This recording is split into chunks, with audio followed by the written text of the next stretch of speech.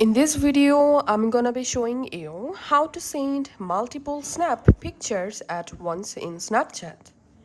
First of all, go ahead and update your Snapchat app. Now launch the Snapchat app.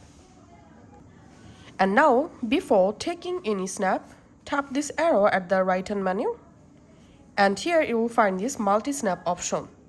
Just tap on multi-snap to enable multi-snap. And now go ahead and capture multiple snaps. You can do it just like this.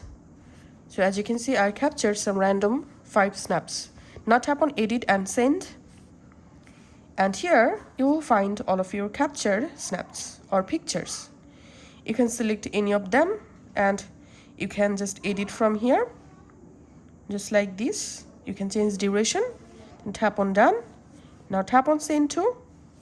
And you can now send the multiple snaps to your story at once, or you can send to your friends from here. So in my case, I'm selecting here my story, tapping on send, and we can see my multi-snaps successfully sent. I'm going to my profile, and as you can see, all of my snaps pictures successfully posted at once. Thanks for watching.